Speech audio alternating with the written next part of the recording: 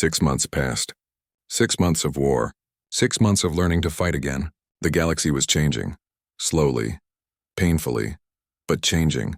The Kree developed new tactics. They called it chaos theory. Instead of perfect formations, they moved unpredictably. Random patterns. Individual decisions. It made them weaker in some ways, but it made them impossible for the choir to predict. The hive mind could not adapt to true randomness. The Vol learned to sing again. Not the song of the choir, their own songs. Ancient melodies from before they became so focused on logic and reason. The songs disrupted the choir's frequency, made it harder for the hive mind to maintain control. Music as a weapon, beauty as resistance. Even the Torum changed. The old scholars remembered their warrior ancestors. They dug into archives thousands of years old. They found battle strategies, fighting techniques, ways of thinking that their peaceful society had forgotten. They became teachers again, but this time they taught survival. And humans? Humans did what humans always did. They improvised. They adapted. They tried ridiculous things that should not work but somehow did. Other species started copying them, started thinking like them, started asking themselves not if something was possible, but how to make it possible. Day One stood on the observation deck of the Persistence. The ship had been upgraded. Hana's work. She had combined human engineering with Elder Titan designs that Velmora shared. The result was something new, something that had never existed before, a hybrid of old wisdom and new determination. Velmora floated nearby. The ancient being had changed too. It was no longer covered in barnacles, no longer frozen in time. It was active, engaged, teaching, fighting, living again after millions of years of sleep. The connection between them had grown stronger, more natural. Velmora's voice in his mind was familiar now, almost comfortable. "You are troubled, child species." Day One smiled. Velmora was getting better at reading human emotions. "We have freed 40 systems, but there are hundreds more. The choir keeps spreading. Every time we free one system, it takes 2 more. We are winning battles but losing the war. Yes, that is because we are fighting symptoms, not the source. The choir has a nexus, a central consciousness that coordinates everything. As long as it exists, the choir will continue to spread. You knew about this nexus? Yes, but I did not mention it because you were not ready. The galaxy was not ready. Fighting the nexus requires more than weapons. It requires coordination, unity. Every species working together at the exact same moment. That is something this galaxy has never achieved." Day One thought about the past 6 months. The species working together, learning from each other. The Kree teaching humans about hive tactics, humans teaching Vol about improvisation. Tarim sharing ancient knowledge with everyone. Unity was forming, slowly, but it was real. "We are ready now," he said, "or as ready as we will ever be." "Where is the nexus?" Velmora showed him through their connection. A location deep in dark space, far from any star, hidden in the void between galaxies. There, the choir's heart. Destroy it and the hive mind collapses, but reaching it will be nearly impossible. It is protected by thousands of ships, millions of drones, and the nexus itself can defend against any single attack. Then we do not use a single attack. We use everything. Every freed system, every ship, every species. All at once. One coordinated strike that the choir cannot adapt to because it is happening everywhere. Velmora was silent. Then Day One felt something he had never felt from the ancient being before. Surprise, wonder, hope. "You understand. You have learned the lesson. The choir is strong because it is unified, but that unity is also its weakness. It thinks as one, decides as one. If we strike from a million different directions, all with different tactics, all with individual creativity, the choir cannot process it all. Its unity becomes paralysis." Day One called a meeting. Not just his crew, everyone, the council. Military commanders from every species. Scientists, engineers, diplomats. They gathered in virtual space. Thousands of beings. Millions of voices. All listening, Bora presented the plan. She had become the voice of the coalition. The diplomat who could speak to any species. Who understood how to unite without demanding conformity. "We know where the choir's nexus is located. We know it is heavily defended. We know that a conventional attack will fail, so we will not use a conventional attack. We will use every ship, every freed system, every tactic we have learned, all at the same time. coordinated but diverse, united but individual. We will show the choir what true cooperation looks like. Jiwoo added technical details. She had been working with scientists from every species, building better weapons, stronger shields, faster ships. The technology was incredible. A fusion of ideas that no single species could have created alone. Hana explained the logistics. How to move fleets into position without alerting the choir. How to maintain communication across light years. How to coordinate attacks without rigid command structures. It was beautiful. Chaotic but purposeful. Exactly the kind of organized chaos that humans excelled at.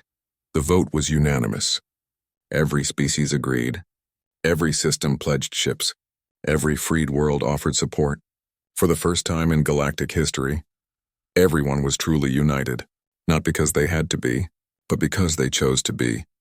The final battle came 3 weeks later. Ships appeared from all directions. Not in one fleet, in thousands of fleets, each with its own strategy, each approaching differently. Kree ships moving in chaotic swarms, full vessels singing discordant harmonies, Torim craft using ancient battle formations, human ships doing things that made no tactical sense but somehow worked. The choir's defenses activated, millions of drones, thousands of converted ships, but they moved in perfect formation. Perfect coordination, perfect predictability, and that was their downfall. The attacking fleets did not fight the way the choir expected. They improvised. They adapted.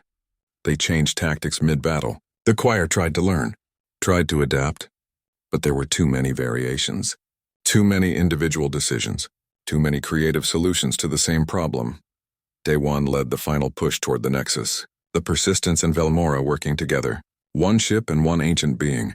New and old, stubborn and wise, they punched through the defenses, reached the Nexus, saw it for what it was. It was beautiful in a terrible way, a structure of pure thought, crystallized consciousness, the accumulated minds of billions, all trapped, all forced to sing the same song forever, a prison disguised as unity. I will not destroy it, Velmora said. These minds can be freed, but it requires something I cannot do alone. It requires the one thing the choir was supposed to provide but failed. True connection, true understanding, true cooperation. What do you need? Day One asked. Every ship, every being. Link with me. Share your consciousness. Not to become one, but to show these trapped minds what true diversity looks like. Show them that unity does not require conformity. Day One sent the message. Every ship in the fleet, every freed being. They linked through Velmora. Billions of individual minds. All different. All unique, but all connected by choice, by purpose, by hope. The Nexus shattered. Not violently, gently, like ice melting in spring.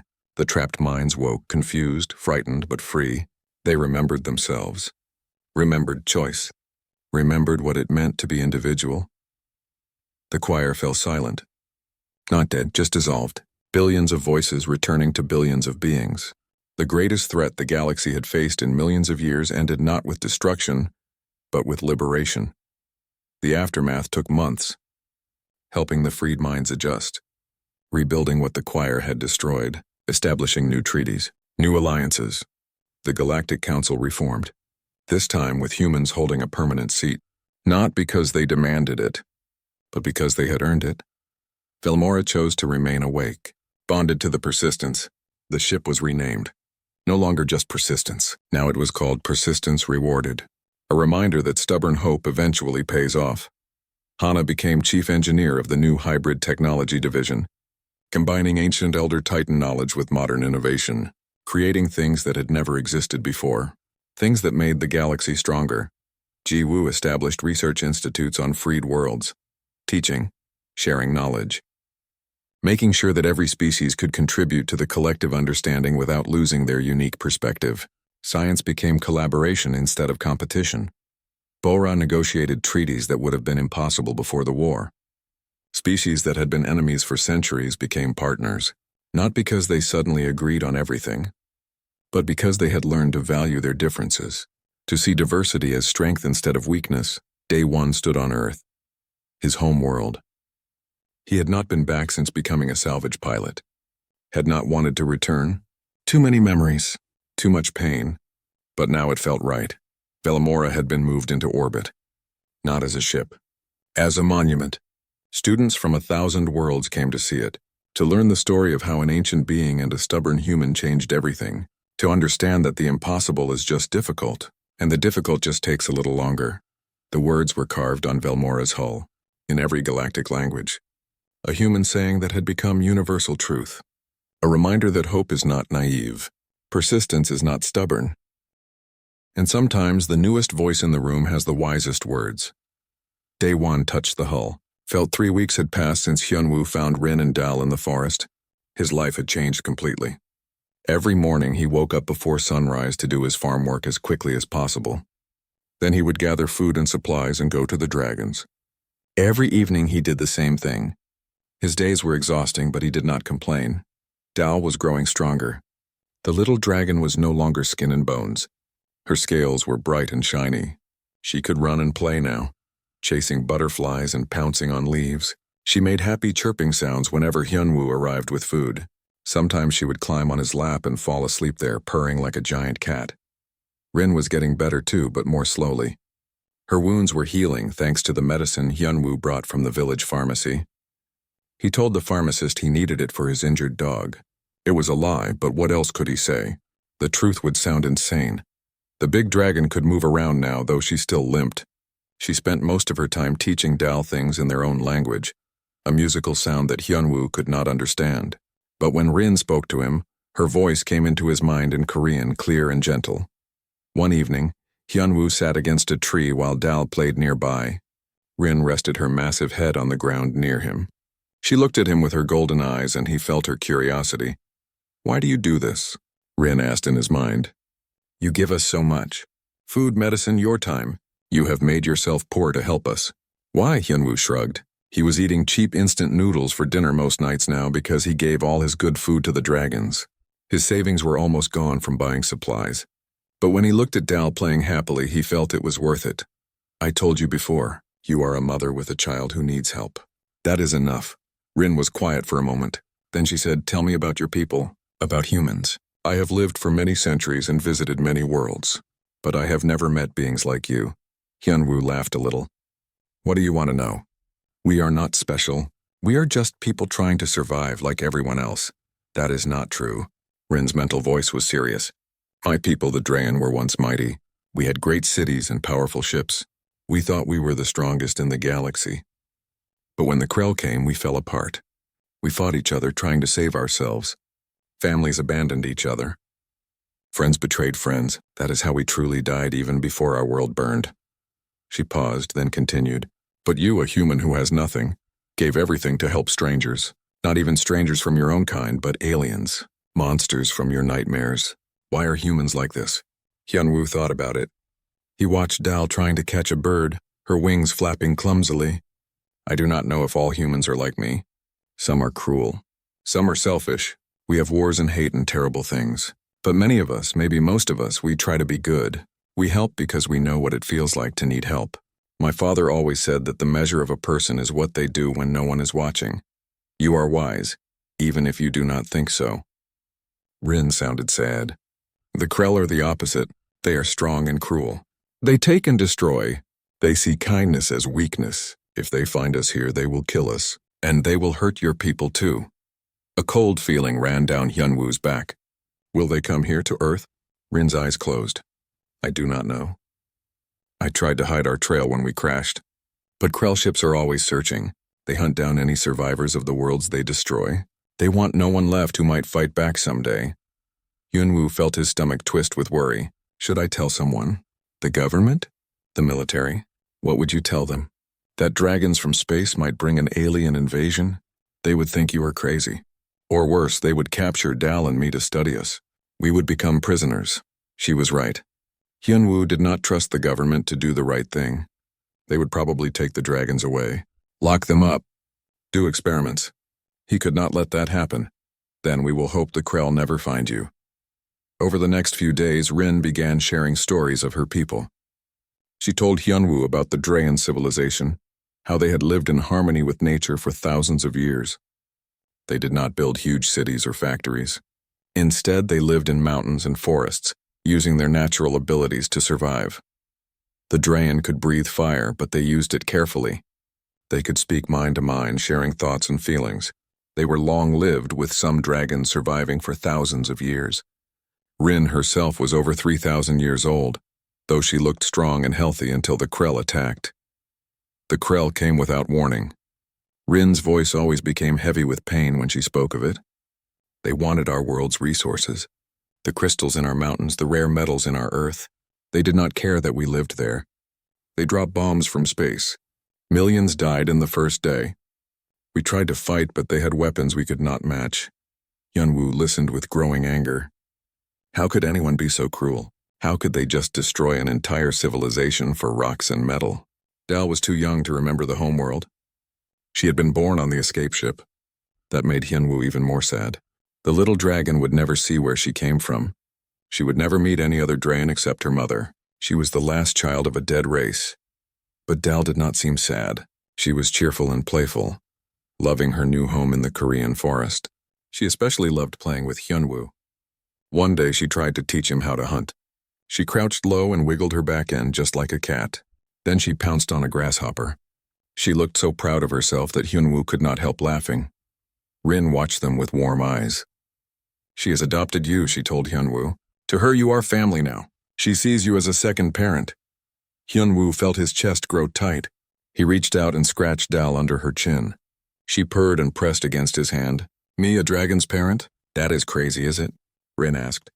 You feed her. You protect her. You play with her and teach her. What else does a parent do? Hyunwoo had no answer to that. He had never thought about having children of his own. He was too poor, too busy with the farm. But now he had a dragon daughter, and it felt right somehow. As the days passed, Hyunwoo began to notice small changes in the forest. Animals stayed away from the clearing where the dragons lived. Birds did not sing in the nearby trees. The air felt different, charged with an energy he could not explain. Rin noticed it too. Her eyes scanned the sky more often. She seemed nervous, always alert. When Hyunwoo asked what was wrong, she would not answer at first. Finally, one night, she told him, I sensed something wrong. A disturbance. It might be nothing. Old instincts from my warrior days. But I feel like we are being watched. Hyunwoo felt fear grip his heart. The Krell. Rin's massive head shook slowly. I pray not, but if they come, Hyunwoo, you must take Dal and run. Hide her somewhere safe. Promise me I will not leave you, Hyunwoo said firmly. You must. For Dal. She needs to survive. She is the last hope of our people. Hyunwoo looked at the little dragon sleeping peacefully against her mother's side. He understood what Rin was asking. If enemies came, she would fight to give them time to escape. She would sacrifice herself for her child, just like any mother would. But Hyunwoo made a different promise to himself. If the Krell came, he would not run. He would not abandon Rin. He was just a farmer with no weapons and no training. But he was also a man who kept his promises. He had said he would help both of them. And he would, no matter what. That night, Hyunwoo went home but could not sleep. He stared at the ceiling, thinking about everything Rin had told him. About the Krell and their cruelty. About the Draen and their destroyed world. About the possibility that Earth might be next. He was just one man. What could he do against an alien empire? Nothing, but he had to try. For Rin. For Dal. For his world. Tomorrow, he decided, he would find a way to protect them better. Maybe he could build a shelter deeper in the forest. Maybe he could stockpile food and supplies in case they needed to hide for a long time. It was not much of a plan, but it was something. Outside, the stars shone bright and cold in the night sky. Somewhere up there, among those distant lights, was an enemy that might come. But here on Earth, in a small farm at the edge of a forest, a simple man was preparing to fight an empire. Because that is what humans do. When someone they care about is threatened, they do not calculate the odds. They do not think about winning or losing. They just fight. The warning came 3 days later. Hyunwoo was working in his field when he felt something strange in the air. A humming sound, so low he felt it more than heard it. The ground vibrated slightly under his feet. He looked up at the sky and saw nothing unusual. Just blue sky and white clouds. Then Rin's voice exploded in his mind, urgent and terrified. Hyunwoo, run! They are here. The Krell have found us. His blood turned to ice. He dropped his tools and ran toward the forest. His legs pumped as fast as they could. Branches scratched his face and arms, but he did not care. He had to reach them. He had to protect them. The clearing came into view and Hyunwoo's heart nearly stopped. A ship floated above the trees. It was black and angular, covered with strange symbols. The design was cruel, all sharp edges and weapons. It looked like it was built only to destroy. Below the ship, Rin stood protectively over Dal. The little dragon was crying, pressing against her mother's legs. Rin's wings were spread wide and her teeth were bared. She looked ready to fight even though Hyunwoo could see she was shaking. A beam of light shot down from the ship. 3 figures appeared in the light and descended slowly to the ground. They were tall, much taller than humans. Their skin was dark gray and covered with armor that seemed to be part of their bodies. Their faces were angular and cruel, with too many teeth and eyes that glowed red. The Krell, the one in the middle, the tallest, spoke. His voice was harsh and grating like metal scraping on stone. "So Adrayan survived. How amusing. We thought we exterminated all of you vermin." His eyes fixed on Dal. "And you made a whelp. Even better. We can sell it to the flesh markets," Rin roared. The sound shook the trees and made Hyunwoo's ears ring. "You will not touch her, Vexar." "I will die first." The Krell leader, Vexar, laughed. "That can be arranged." He raised a weapon, something that looked like a rifle but glowed with energy. "But first, tell us where the rest of your pathetic survivors are hiding." "There are no others," Rin said. "Only us. Leave this world. It has nothing to do with your war." Vexar's eyes narrowed. "This world is now under Krell control. We will harvest its resources. The primitive creatures living here will serve or die." He looked around the forest with disgust. What a backwards place. No technology. No defenses. It will fall in days. That was when Hyunwoo stepped into the clearing. His heart was pounding so hard he thought it might burst. His hands were shaking, but his voice was steady when he spoke. "Leave them alone." All 3 Krell turned to look at him. Vexar stared for a moment, then burst into cruel laughter. "What is this, a native? Look at it, so small and weak. Does it think it can stop us?" "Hyunwoo, no." Rin's mental voice was desperate. "Run, save yourself." But Hyunwoo did not run. He walked forward until he stood between the Krell and the dragons. His whole body was screaming at him to flee. These creatures could kill him in a second. They had destroyed an entire civilization. What was one farmer to them? But he thought about Rin, who had lost everything. About Dal, who had never known peace. About his father's words. The measure of a person is what they do when no one is watching. Well, someone was watching now. The whole universe was about to see what humans were made of. I said, "Leave them alone." Hyunwoo's voice was stronger now. "This is my land. They are under my protection." Vexar stopped laughing. "Your protection?" He stepped closer, towering over Hyunwoo. "You do not understand, primitive. We are the Krell Empire. We have conquered 1,000 worlds. Your entire species will be slaves by next week." "What can you possibly do?" "I can stand here," Hyunwoo said quietly. "I can make you go through me first." For a moment something flickered in Vexar's red eyes. Surprise maybe, or confusion. He clearly had not expected this. Then his expression hardened. "Brave but stupid. You die first then." He raised his weapon and pointed it at Hyunwoo's chest. Hyunwoo closed his eyes. He thought about his father, his farm, the peaceful life he would never return to. He hoped it would be quick. The shot never came. Rin moved faster than Hyunwoo thought possible for her injured body. She lunged forward with a roar that shook the earth. Fire erupted from her mouth, a massive stream of blue and white flame. The heat was so intense that Hyunwoo had to shield his face. The Krell scattered. Vexar's shot went wild, blasting a tree into splinters. The other 2 Krell returned fire with their energy weapons. Bolts of red light struck Rin's side and she screamed in pain. But she did not stop. She swept her tail and knocked one Krell into a tree with a sickening crunch. "Move, Hyunwoo." Rin's voice was strained with pain and effort. "Take Dal and run." But Hyunwoo's brain had kicked into a different mode. He was not running. He looked around frantically for anything that could help. His eyes landed on a pile of tools he had left near a fallen tree. An axe, some rope. Not much, but it was something. He grabbed the axe and ran at the nearest Krell. The alien was focused on shooting Rin and did not see Hyunwoo coming until it was too late. Hyunwoo swung the axe with all his strength. It bit into the Krell's leg armor and the creature howled, spinning around. Up close, the Krell was terrifying. Its mouth opened wide, showing rows of sharp teeth.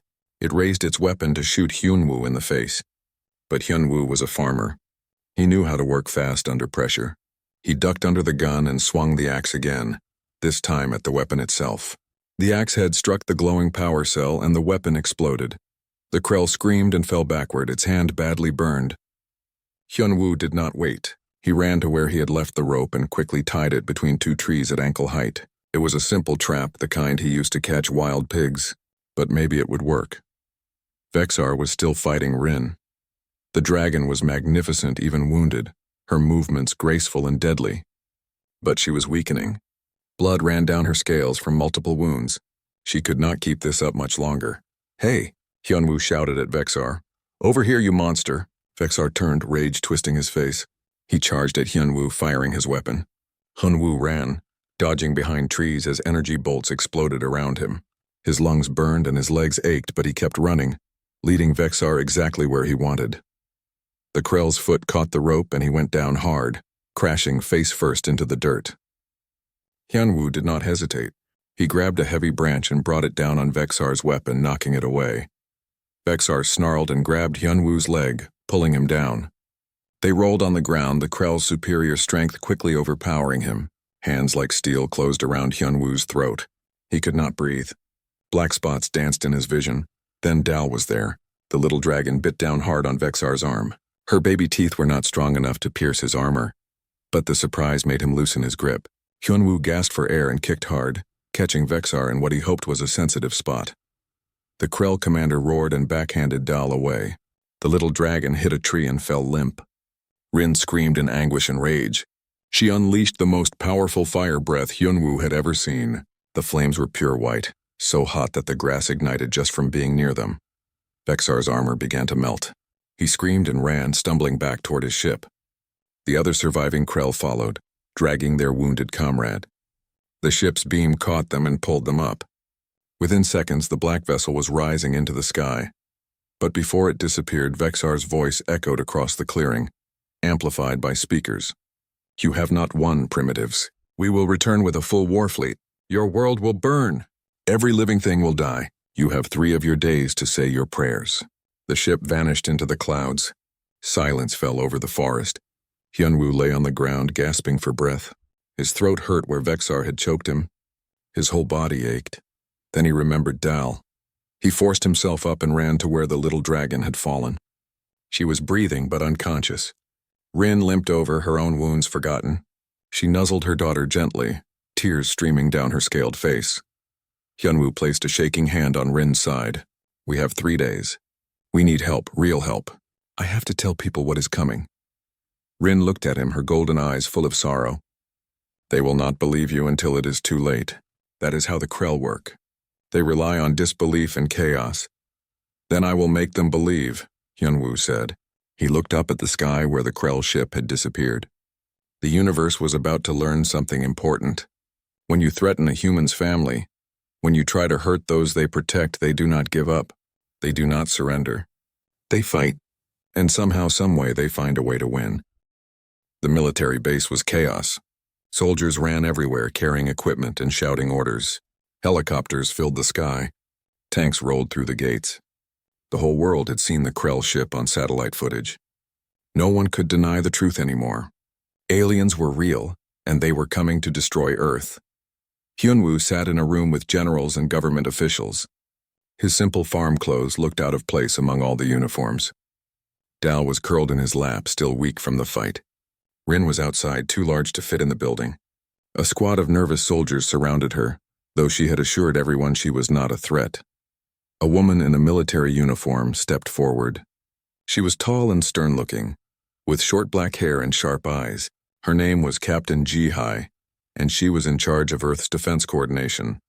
"Let me understand this correctly," she said, her voice tight with stress.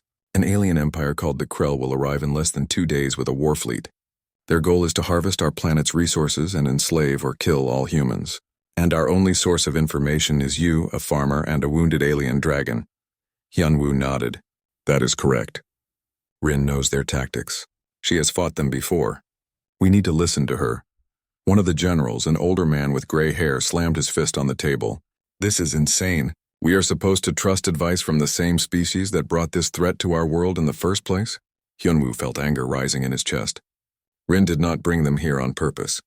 She was trying to escape. She lost her whole world, her whole family. Do not blame her for being a survivor. Captain Ji-Hai held up a hand for silence. Enough. Blame will not help us now. We need solutions. She turned to a young lieutenant standing nearby. Lieutenant Tae Yang, bring the dragon inside. Use the cargo bay. I want to hear what she has to say directly. Minutes later, Rin was in the large cargo bay area. Her massive form barely fit, but she folded her wings and lowered her head to seem less threatening. Hyunwoo stood beside her with Dal, who had woken up but was staying quiet. Rin's mental voice reached everyone in the room at once, making several people gasp. I am Rin of the Draen. I will help you however I can, but you must understand what you face. The Krell do not negotiate. They do not show mercy. They see other species as either resources or obstacles. Captain Ji-Hai stepped forward. What are their weaknesses? How do we fight them? Rin's golden eyes were sad. Their technology is superior to yours by centuries. Their shields can stop most conventional weapons. Their ships can destroy cities in minutes. My people had powers you do not have, and we still lost. So we are doomed? The gray-haired general looked defeated. Hyunwoo spoke up. No, we are not doomed. Rin told me something important. The Krell are strong, but they are also arrogant. They think they are unbeatable. That is their weakness. Lieutenant Tae Yang, a younger officer with an eager face, leaned forward. What do you mean? We surprised them in the forest, Hyunwoo explained. They did not expect us to fight back. They underestimated us completely. We can use that. We can fight them in ways they do not expect. Rin's mental voice grew stronger. He is right. The Krell always attack the same way. They arrive with overwhelming force, expecting immediate surrender. They have never faced an enemy that uses guerrilla tactics. They have never fought opponents who value freedom over their own lives. Captain Ji-Hai's eyes lit up with understanding. Hit-and-run attacks, traps using the terrain, making them chase us into situations where their technology is less useful. Exactly. Rin nodded her massive head. And there is something else. My daughter Dal has abilities that have not awakened yet. She is young, but in times of great danger, young Draen can tap into ancestral power. If we can protect her long enough, she might be able to help in ways we cannot predict. All eyes turned to Dal. The little dragon looked nervous under all the attention. She pressed closer to Hyunwoo and he scratched behind her ear to comfort her. Over the next day and a half, Earth prepared for war. Every nation put aside their differences. Soldiers from around the world gathered. Scientists worked frantically to understand the small pieces of Krell technology left behind from the first encounter. Weapons were modified. Strategies were planned. Hyunwoo found himself in the middle of it all. Military officers asked him questions constantly. How did the Krell move? How did their weapons work? What were their exact words? He answered as best he could, but mostly he felt useless. He was just a farmer. What did he know about war? Lieutenant Tae Yang seemed to understand his feelings. He found Hyunwoo sitting alone outside a barracks watching the sunset. The young officer sat down beside him. You look worried, Tae Yang said. Hyunwoo nodded. I do not know how to help. Everyone here is a trained soldier. I just grow rice, Tae Yang smiled. You stood up to alien invaders with nothing but an axe and a rope. You protected 2 dragons who could have killed you but instead became your family. You convinced the military to listen to an alien's advice. You did all that while just growing rice. I think you are exactly the kind of person we need. The words made Hyunwoo feel a little better. Maybe he did have something to contribute.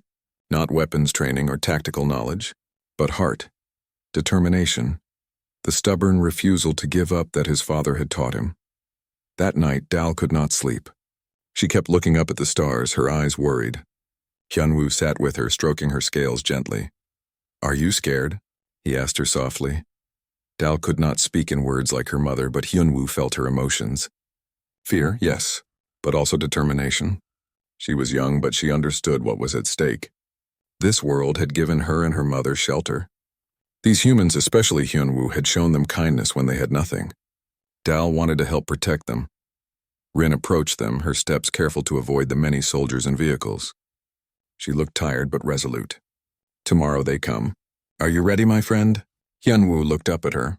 I do not think anyone can be ready for something like this, but I will stand and fight. For Dal, for you, for my world. Rin's eyes glowed with emotion. When I first saw you in that forest, I thought you were just a simple creature who might help us out of pity. But you are so much more. You represent the best of what any species can be. The Krell think strength comes from weapons and fear. They are wrong. True strength comes from what you have shown me. Compassion, courage, love. Hyunwoo felt his throat tighten. We are family now. That is what families do. They protect each other. Captain Jihai came out to find them. Her face was grim. They are here. Satellites just picked up multiple ships entering orbit. It is a full war fleet just as they promised. How many? Rin asked. 20 capital ships. Hundreds of smaller attack craft. Jihai's voice was steady despite the terrible news. They are positioning themselves over major cities around the world. Vexor is demanding immediate surrender. He is giving us 1 hour. Hyunwoo stood up. His legs were shaky, but his voice was firm. Then we do not wait. We attack first. Show them that humans do not surrender. Jihai looked at him with respect. My thoughts exactly. All units are in position. We strike in 10 minutes. She looked at Rin. We are counting on your knowledge of their ship designs, and on your fire. Rin stood tall despite her wounds. You will have both, and more. She looked at Dal. My daughter, stay close to Hyunwoo. When the moment comes, you will know what to do. Trust your instincts. Trust your heart. Dal chirped softly and pressed against Hyunwoo's leg. He knelt down and hugged her neck. We will get through this together. I promise. Lieutenant Taeyang ran up carrying equipment. Sir, we have a combat vest for you. And this, he handed Hyunwoo a weapon. It was not much, just a rifle, but it was better than an axe. Hyunwoo took the rifle. His hands remembered working in the fields, not holding guns. But he would learn. He had to. The call came over the radio. All units, this is command. Weapons free. Show them what Earth is made of. Around the world, the battle began. Missiles launched from hidden positions. Fighter jets screamed into the sky. Ground forces opened fire on Krell landing craft. The Krell, expecting easy victory, suddenly found themselves in a real fight. And in a military base in Korea, a farmer, a dragon, and a little hatchling prepared to show the universe something important. That humans, when pushed to the edge, do not break. They push back, and heaven help anyone who threatens their family. The sky was on fire. Explosions lit the night like deadly fireworks. Krell ships hung in the air, their shields shimmering as human missiles struck them. Some missiles got through, damaging hulls and weapons systems, but many more were stopped by the alien shields. The Krell were fighting back hard. Energy beams rained down from their ships, destroying buildings and melting roads. Thousands of people had already died, but the humans did not stop. They fought with everything they had. Hyunwoo rode in a military helicopter with Rin clinging to the outside. Dal was strapped safely to his chest in a special harness. The little dragon's heart beat fast against his own. Below them, the city was chaos. Krell ground troops were trying to establish a base near the river. That was their target. Captain Jihai's voice came through his headset. Strike Team 1, you are go for attack. Hit them fast and get out. Do not try to hold position. Rin, we are counting on you to disable that shield generator. Rin's mental voice was calm and focused. I will do my part. Hyunwoo, when I land, take Dal and move to cover. Protect her no matter what. The helicopter swooped low. Rin let go and dropped to the ground like a meteor. Her landing shook the earth. The Krell soldiers turned in surprise. They had not expected a dragon. Rin roared and unleashed her fire. The white-hot flames caught 3 Krell before they could raise their weapons. Their armor melted like plastic. The others scattered, trying to find cover and return fire. Hyunwoo jumped from the helicopter before it landed fully. He rolled when he hit the ground, protecting Dal with his body. Pain shot through his shoulder, but he ignored it. He ran for cover behind a destroyed car, checking to make sure Dal was unhurt. The little dragon looked scared but determined. Lieutenant Taeyang and his squad landed nearby. They immediately engaged the Krell forces with coordinated fire. The young officer was calm under pressure, directing his team with quick precision. Rin fought her way toward the shield generator, a large device that glowed with purple energy. Energy bolts struck her scales, but she pressed forward. Her wings spread wide and she launched herself into the air, coming down on top of the generator with all her weight. The device cracked under her mass, sparks flying. Then something massive descended from the sky. A Krell warship, smaller than the capital ships but still huge, and standing at its open boarding ramp was Vexor. The Krell commander looked directly at Rin, his red eyes burning with hatred. You should have died with your world, dragon. His voice boomed across the battlefield. Now you die here and your whelp dies with you. Vexor raised a weapon, but this was not a normal rifle. It was massive. clearly designed to kill large creatures, the weapon charged with a high-pitched whine. No, Hyunwoo did not think. He just moved. He raised his rifle and fired at Vexar. The bullets sparked off the Krell's armor but did no real damage.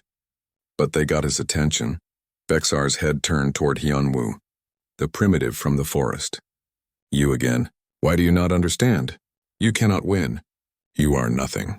Hyunwoo felt Dal stir against his chest. The little dragon was making a sound he had never heard before, a deep humming that seemed to vibrate in his bones. Her scales began to glow with golden light. Rin's mental voice was urgent and filled with awe. It is happening. Her power is awakening. Everyone get back. The glow around Dal grew brighter and brighter. Hyunwoo quickly released the harness and set her down. The little dragon stood on shaky legs, her eyes now blazing with golden fire. She opened her mouth and sang a single note. The sound was beautiful and terrible at the same time. It echoed across the battlefield, growing louder and louder. Then a wave of pure energy exploded outward from Dal's small body. The wave hit the Krell ship and it shuddered. Lights flickered.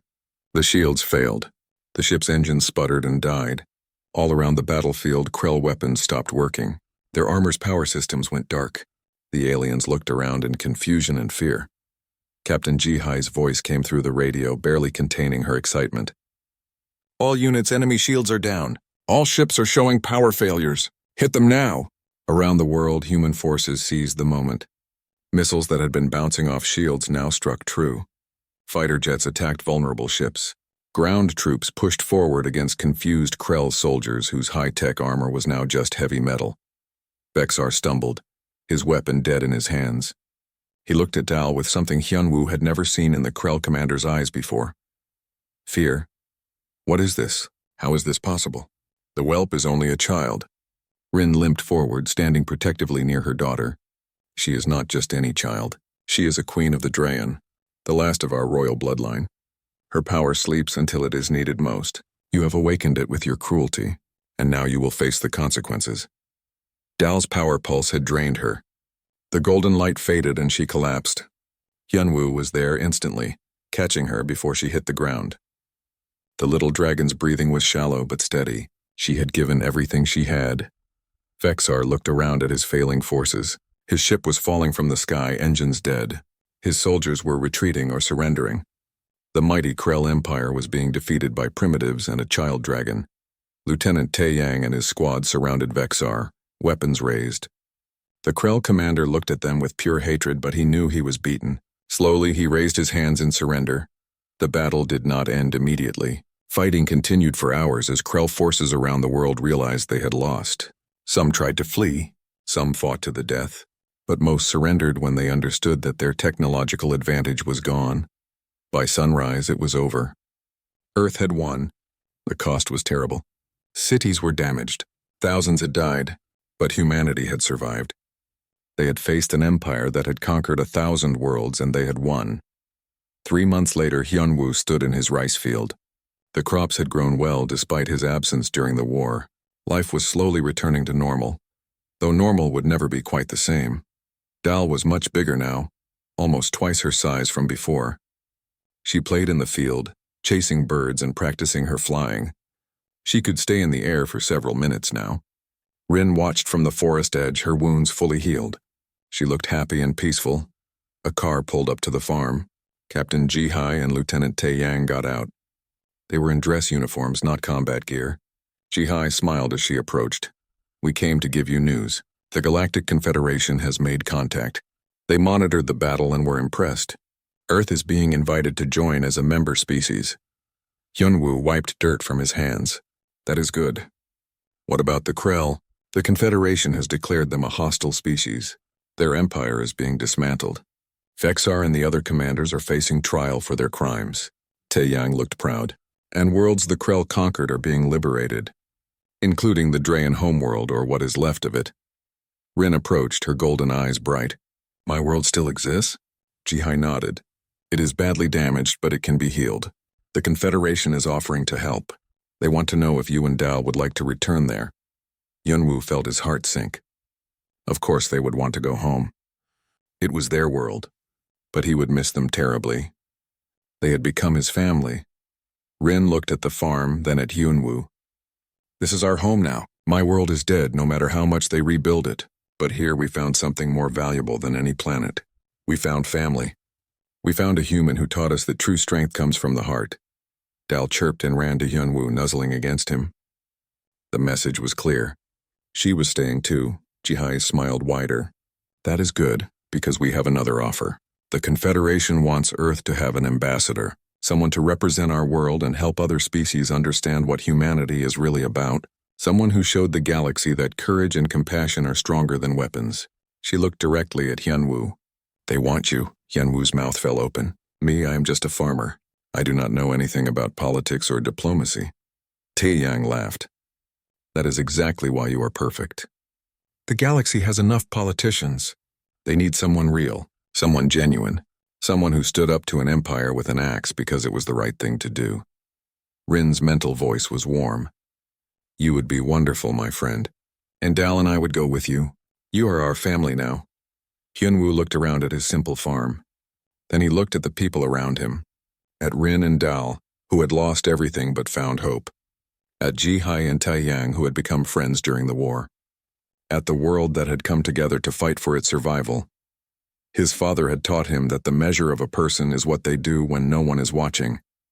But maybe it was also about what you do when everyone is watching, when the whole universe is looking to see what kind of species humans really are. Okay, I will do it. But only if Dal can come to all the meetings. He scratched the young dragon's head. She is the real hero anyway. They all laughed. Even Rin made a sound that was close to laughter, deep and rumbling. That evening, Hyunwoo sat on his porch watching the sunset. Dal was curled up beside him, sleeping peacefully. Rin rested nearby, her eyes half closed in contentment. The world was quiet and beautiful.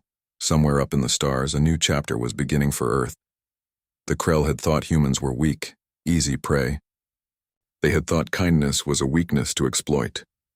They had been wrong about everything,